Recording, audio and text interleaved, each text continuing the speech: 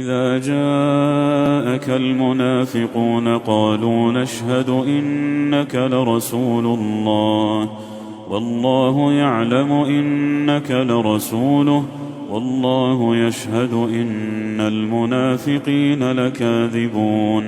اتخذوا أيمانهم جنة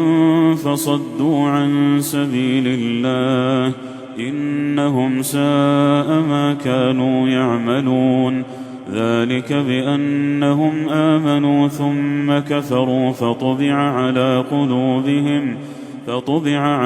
قلوبهم فهم لا يفقهون